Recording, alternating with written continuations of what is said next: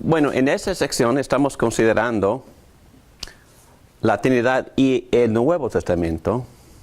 Y en un sentido ya hemos tocado estos puntos, pero aquí hemos organizado mejor el contenido en el Nuevo Testamento, pero hemos hecho las mismas preguntas. Vamos a, en este caso, porque no cabe duda que el Padre es Dios, pero en este caso vamos a identificar a Jesucristo y al Espíritu Santo como miembros de la Trinidad, como miembros de la misma esencia que se define como Dios, pero en tres personas. Pero vamos a enfocar solo en Jesucristo, es la segunda persona, y en el Espíritu Santo, la tercera. Y vamos a hacer las mismas preguntas. Hay ocasiones en las cuales las tres se relacionan como si fueran parte de la misma esencia. Vamos a buscar pasajes en los cuales cada miembro, en este caso Jesús y el Espíritu Santo, se llaman Dios. Vamos a buscar pasajes en que se les atribuyen los atributos de Dios y luego las obras de Dios.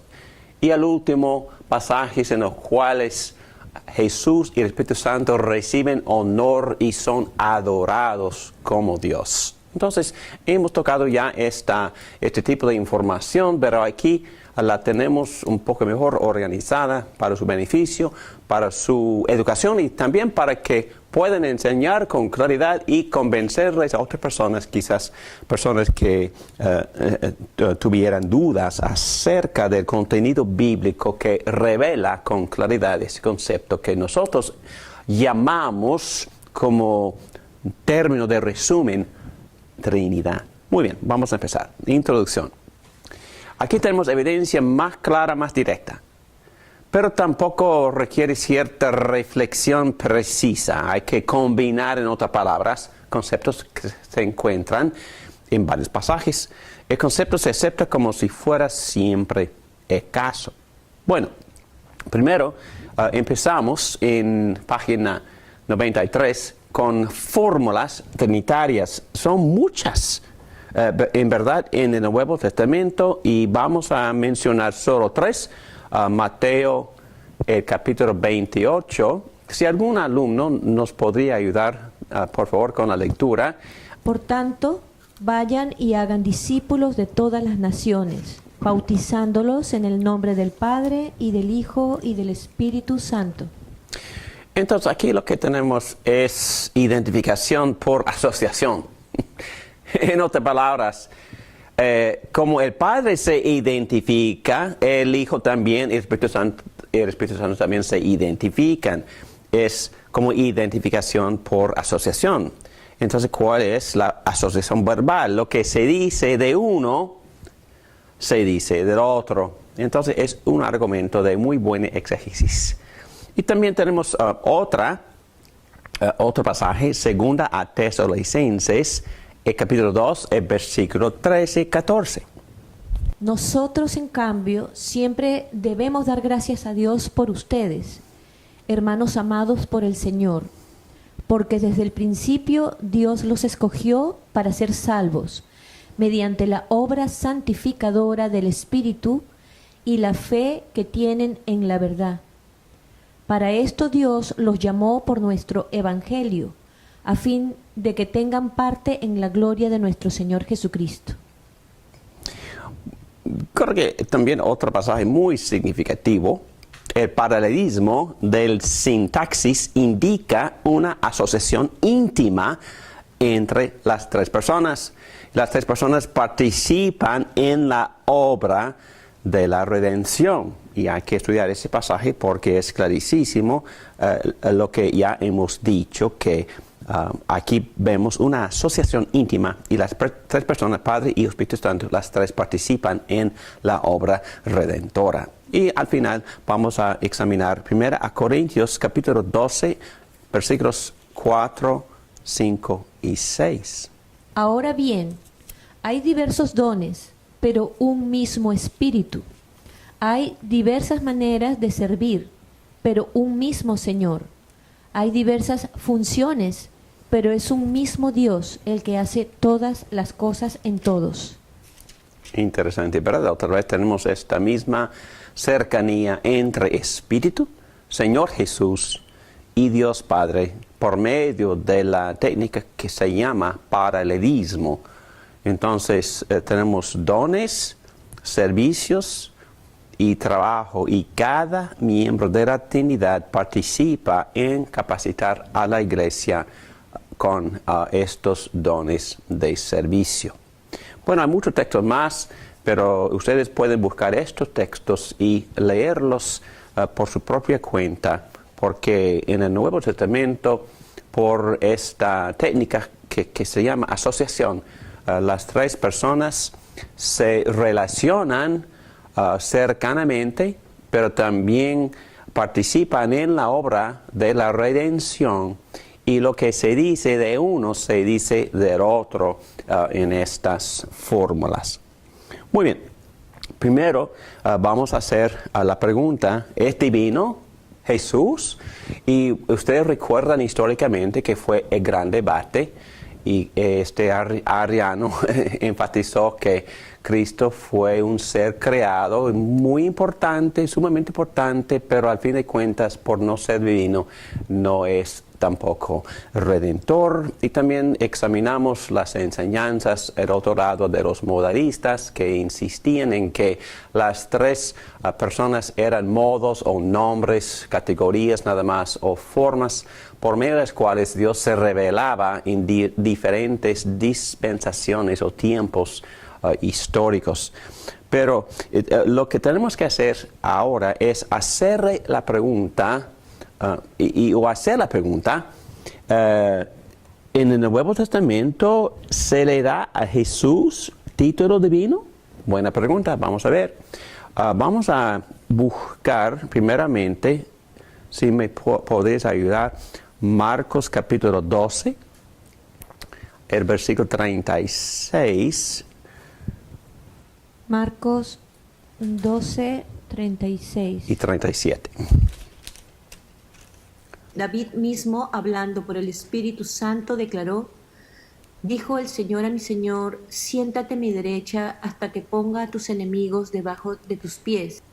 Si David mismo lo llama Señor, ¿cómo puede ser su hijo? La muchedumbre lo escuchaba con agrado. Entonces, en este texto Jesús está insistiendo en que este título Señor también se le aplica a Él mismo. Y bueno, y hay muchos textos así, pero hay que entender que la palabra en español Señor se puede traducir en inglés Mr. y se puede referir a cualquier hombre, pero podría referirse a su jefe, un término de buenos modales y de superioridad de posición. Pero la gran diferencia es que se dice de Jesús que era Señor sobre, y la pregunta es, ¿Señor sobre qué?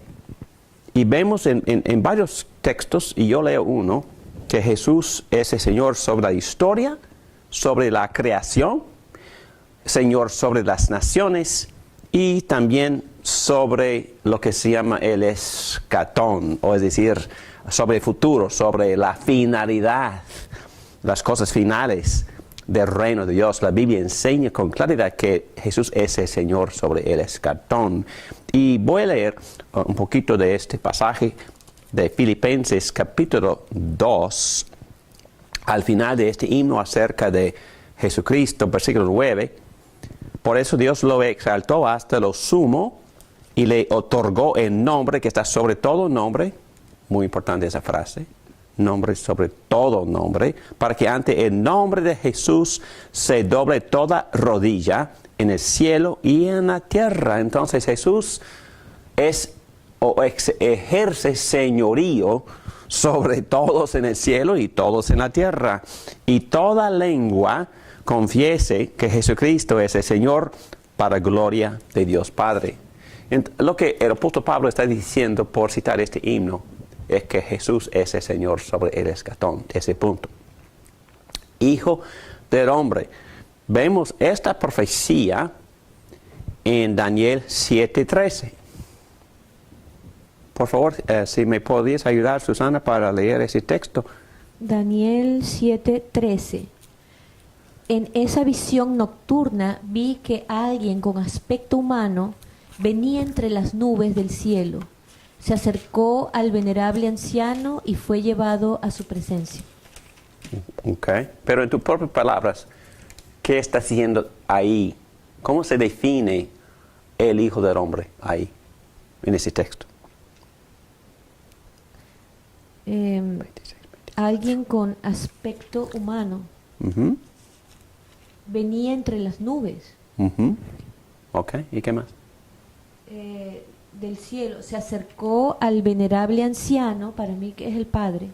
El Ok, Padre el Hijo del Hombre, ¿de dónde viene? del cielo. Del cielo. ¿Y en Del qué cielo. y cómo?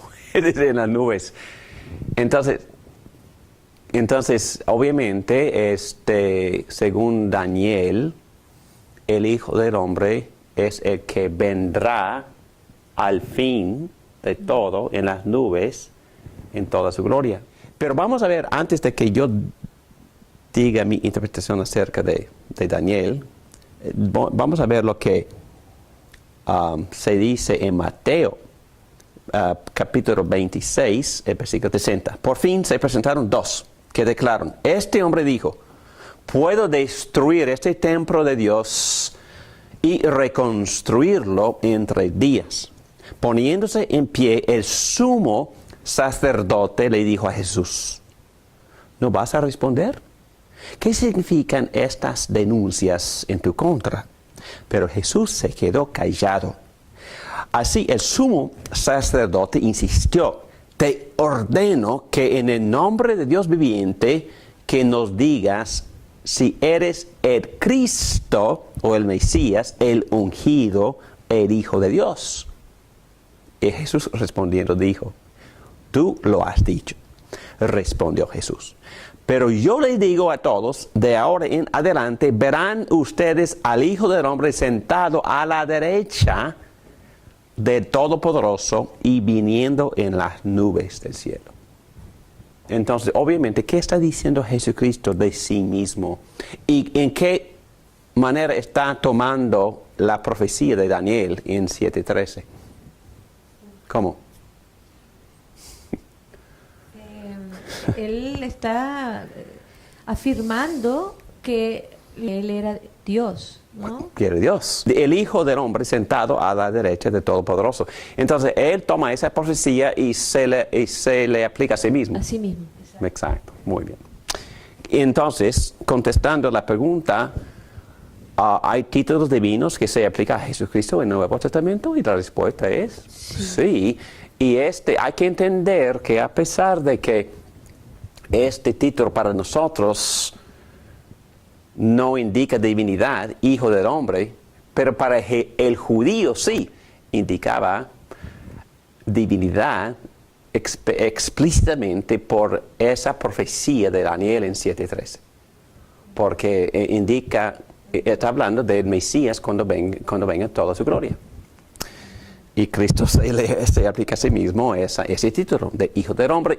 Y a través de todos los evangelios, Jesús fue el título más frecuentemente usado por Jesús mismo. Hijo del Hombre, Hijo del Hombre, soy Hijo del Hombre. Diciendo a todo el mundo que soy el Mesías que va a venir en gloria. ¿La palabra Cristo significa Dios? Muy buena pregunta. Okay. Christos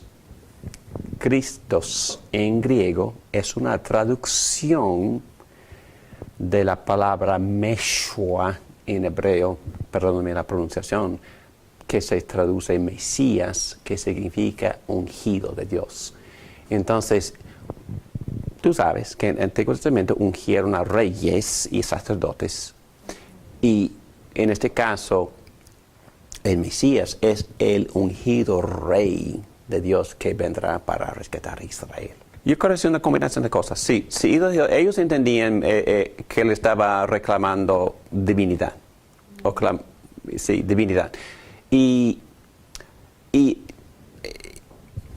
Es un poco complicado porque nosotros, bueno, yo me incluyo, nos gusta pensar en aceptaciones directas, pero Cristo nunca dijo en voz alta, soy Dios, soy el Hijo divino de Dios.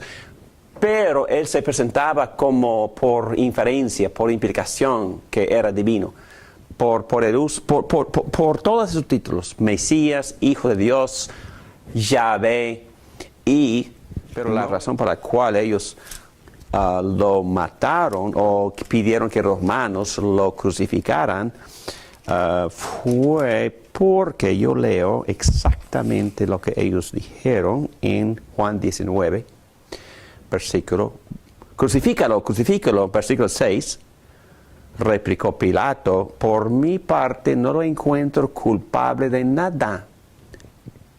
Nosotros, hablando de los líderes de los judíos hablando, tenemos una ley y según esa ley debe morir porque se ha hecho pasar por hijo de Dios, insistieron los judíos. Entonces ellos entendieron por ese título que estaba diciendo que era divino. Entonces debe morir. Y bueno, al oír esto, Pilato se atemorizó aún más, así que entró de nuevo en el palacio y le preguntó a Jesús, ¿de dónde eres tú? Pero Jesús no le contestó nada. ¿Te niegas a hablarme?, le dijo Pilato. ¿No te das cuenta de que tengo poder para ponerte en libertad o para mandar que te crucifiquen? No tendrías ningún poder sobre mí si no se te hubiera dado de arriba, le contestó Jesús. Por eso el que me puso en tus manos es culpable de un pecado más grande. Desde entonces Pilato procuraba poner en libertad a Jesús. Pero los judíos gritaban desaforadamente, si dejas en libertad de este hombre, no eres amigo del emperador. Cualquiera que pretende ser rey, se hace su enemigo. Entonces, en ese caso, estaban jugando con el mismo título Mesías, porque Mesías significa ungido rey. Y a pesar de que ellos estaban esperando su rey, Mesías, no creen que ese fue él, pero al mismo tiempo estaban aprovechando, ¿sí?, diciéndole que tú no eres amigo de César, porque César no quiere competencia, y si tú no matas a vamos a decirle a César que tú no eres amigo de César, que tú estás aquí apoyando a que pretende ser rey. Entonces, él quiere reemplazar a César, y tú lo estás apoyando. Entonces, él sabía que él estaba entre la espada y la pared. Entonces, maldito sí, no. Ok, muy bien. Cosas muy interesantes. Entonces, eran muy astutos los fariseos y usaban la política a su favor, mintiendo y pretendiendo, pero a su favor ellos intimidaron al mismo gobernador. Entonces, lo que entendemos es que con este título Jesús se designa a sí mismo, el título mesiánico, vendrá al final de las eras lleno de poder y autoridad. Oh, muy bien, ok. Entonces, número 3, todavía en página 93, donde se dice con claridad textos que dicen que Jesús es divino. Y ya hemos examinado Juan 1:1. Al principio ya existía el Verbo, entonces eternidad. El Verbo estaba con Dios. Y es muy interesante porque en esa hoja apéndice que yo repartí con todo el mundo, yo hice una exégesis de esa frase. En el griego se dice que el Verbo estaba para, que significa orientado completamente hacia Dios, estaba en relación íntima con Dios. Indica todo esto. Estaba en relación íntima con Dios el Verbo, y al mismo tiempo el Verbo era Dios. Entonces el Hijo se llama o tiene título divino. En este caso el título es Dios mismo. Y en versículo 18 dice con claridad, Juan, a Dios nadie lo ha visto nunca, el Hijo unigénito que es Dios. Juan lo dice, que es Dios. Ok. Y también hemos visto que en Hebreos 1, versículo 8, el autor cita un texto del Antiguo Testamento que dice prácticamente lo mismo. Pero con respecto al Hijo dice, tu trono, oh Dios, permanece por los siglos de los siglos. Entonces ese texto dice que este rey sentado sobre el rey obviamente en el texto es Jesucristo, pero el autor dice que es Dios. Entonces título divino. Y aquí es muy importante mencionar lo que dicen algunos, específicamente los testigos de Jehová, que son los arianos modernos. Y voy a leerlo en griego, en el texto griego, cuando dice, y el verbo era Dios. En griego tenemos estas palabras, kai, Deos, Dios, es la misma palabra, prácticamente la misma palabra, en era, o el, logos, verbo, kai, Deos, en, ho, logos. En español, literalmente hablando, y Dios era el verbo. Entonces, dos cosas aquí muy importantes. Se ve que no hay artículo ante la palabra Dios. Entonces no dice, y el Dios era el verbo. Eso suena un poco raro y no tiene sentido. En otras palabras, hay que entender que es un verbo intransitivo, es un verbo de ser, era es un verbo de ser, y el sujeto de la oración es el verbo. En otras palabras, se traduce el verbo era Dios porque el sujeto es el verbo. Y Dios no requiere ningún tipo de artículo, no se debe decir el Dios.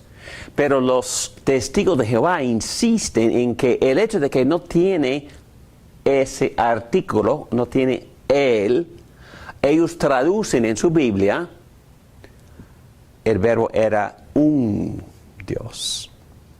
Y lo que dice nuestro profesor Michael Williams es que si ves versículo 6, versículo 12, versículo 13, versículo 18, en ninguno de esos versículos se encuentra el artículo y no tendría sentido incluir el artículo, no tiene sentido. Entonces, ellos están argumentando que nosotros estamos creando politeísmo y ellos están defendiendo monoteísmo. Pero diría otra vez, no requiere ningún tipo de artículo y poner artículo confunde teológicamente la frase. No dice, Dios es el verbo, no hay nada más. No, es que no dice eso. Además, hay que entender que el orden de las palabras significa muchísimo en griego, y en español también. Pero cuando la palabra se encuentra en la primera posición, en la frase, esa palabra requiere énfasis fuerte.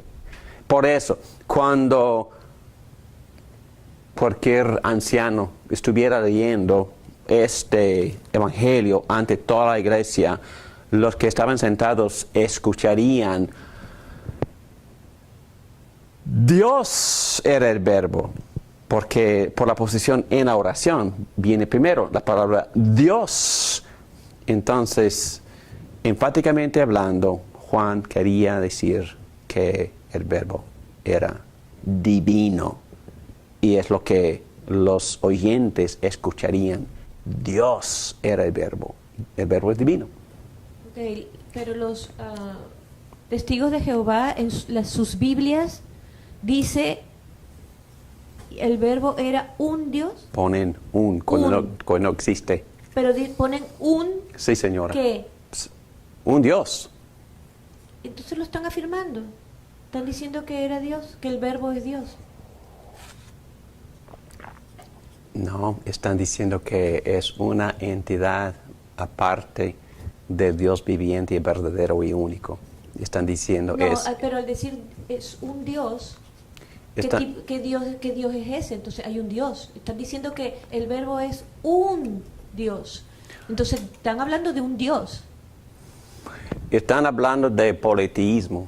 Totalmente. Están sugiriendo que es más que un Dios. Pero para poder no decir eso en sus comentarios, y perdóname, he leído todos.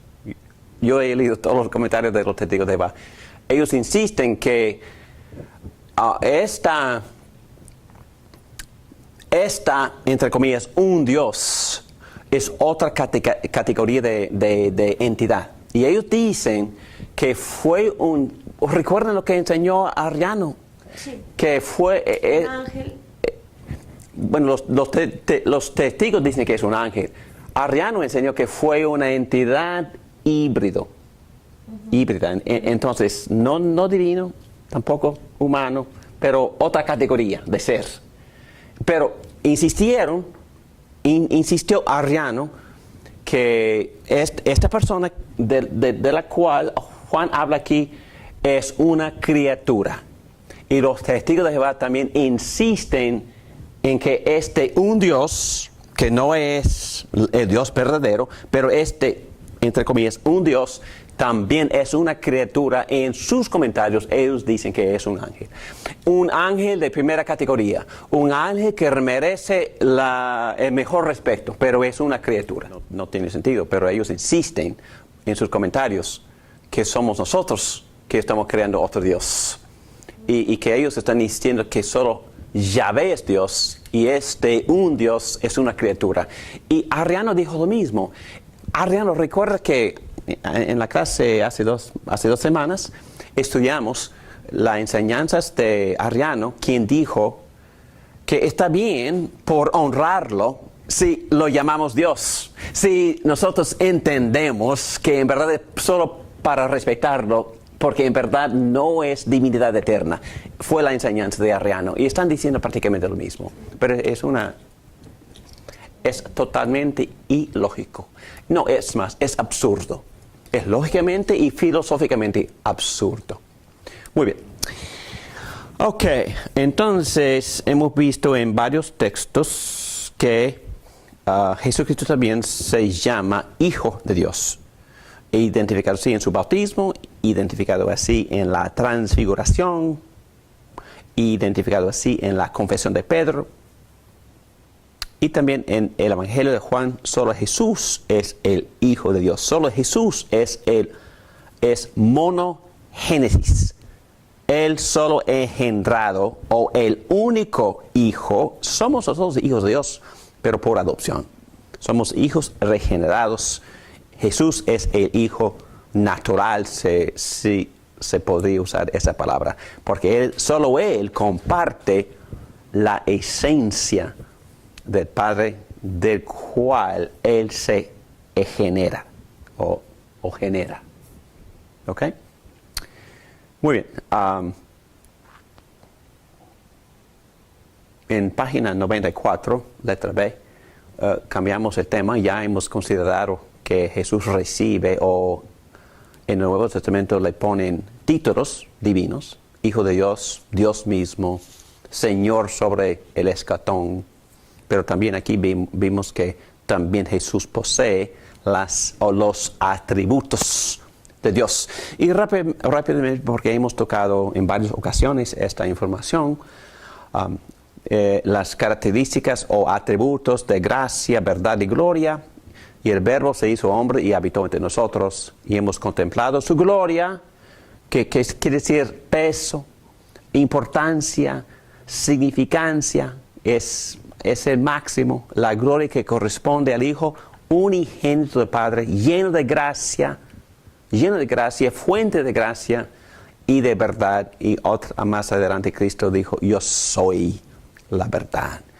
Pues la ley fue dada por medio de Moisés, mientras que la gracia y la verdad nos han llegado por medio de Jesucristo. Por eso diríamos que Cristo es la fuente de estos atributos, igual como el Padre.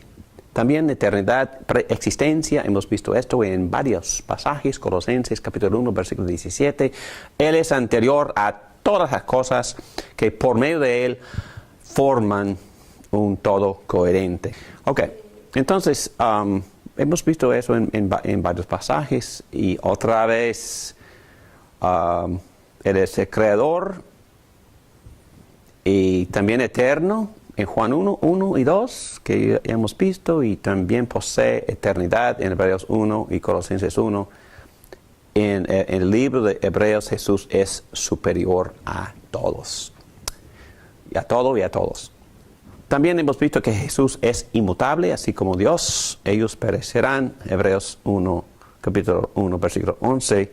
Pero tú permaneces para siempre. Todos ellos se desgastarán como un vestido, los doblarás como un manto y cambiarán como ropa que se muda, pero tú eres siempre el mismo y tus años no tienen fin. Entonces es inmutable y eterno. También implica soberanía, constancia y fidelidad. Recuerde que la palabra es moral antes de ser ontológica. Entonces la palabra eternidad es moral antes de ser ontológica. Entonces se refiere a la constancia, la fidelidad de Jesucristo, más que a su ontos. ¿Ok? Cuando Dios habló con Moisés, no estaba hablando de su ontos, estaba hablando de su fidelidad, de su presencia constante con Moisés y su pueblo. No estaba hablando de un concepto filosófico, en otras palabras. Y entendemos que filosóficamente es eterno, pero no es el énfasis bíblico. El énfasis bíblico es la fidelidad de Dios. Jesús hace la obra, letra C, de Dios. ¿Y qué obra? Creación, que hemos visto en varios textos. También providencia. Jesús gobierna y mantiene todo en orden. Ya hemos visto estos textos. En Hebreos 1:3 entendemos que el Hijo es el resplandor de la gloria de Dios, la fiel imagen de lo que Él es y el que sostiene todas las cosas con su palabra poderosa. Ahora mismo está sosteniendo el universo entero. Después de llevar a cabo la purificación de los pecados, se sentó a la derecha de la majestad en las alturas. Otra vez está participando en la obra redentora. Y aquí en la 3, obviamente, la obra de redención se le da a Cristo en muchos textos. Colosenses 1, 14, 20. ¿En quién tenemos redención? ¿En quién? En Jesús. Perdón de pecados. Jesús perdona pecados. Y por medio de Él reconciliar consigo todas las cosas, tanto las que están en la tierra como las que están en el cielo, haciendo la paz mediante la sangre que derramó en la cruz. Entonces, la obra completa de redención se hace por Jesús. Es obra divina, es obra que solo Dios hace en estos textos. Cristo, el segundo miembro de la Trinidad, está haciendo la obra de la redención. Y también la obra de la consumación es parte de la redención consumada. Colosenses 1:16. Porque por medio de Él fueron creadas todas las cosas en el cielo y en la tierra, visibles e invisibles, sean tronos, poderes, principados o autoridades. Todo ha sido creado por medio de Él y para Él. Hebreos 1:2. En estos días finales nos ha hablado por medio de su Hijo. A este los designó heredero de todo. Y por medio de Él hizo el universo. Heredero de todo, es decir, en la finalidad de todas las cosas, en la consumación, Cristo es el heredero de todo lo que Él ha logrado. Entonces, es evidencia de que Jesús hace la obra de Dios, obra de creación, providencia, redención y consumación. Y al fin de cuentas, Jesús recibe la adoración que solo Dios merece. Los ángeles lo adoraron en su nacimiento, y hemos visto esto en varios textos, que lo adoren todos los ángeles de Dios. Hebreos 1:6. El hombre ciego lo adoraron durante su ministerio terrenal. Creo, Señor, declaró el hombre, y postrándose lo adoró. Entonces Cristo recibió esa adoración también de Tomás en la apariencia, en este caso con los 11, el Señor mío y Dios mío, exclamó Tomás, y Cristo aceptó esa adoración. Y por supuesto en Filipenses, todos se arrodillarán ante Él, dice Pablo, el apóstol Pablo, con confianza. En el escatón o en el futuro, cuando todo sea consumado, todos, para adorar arrodillados al Rey Jesús.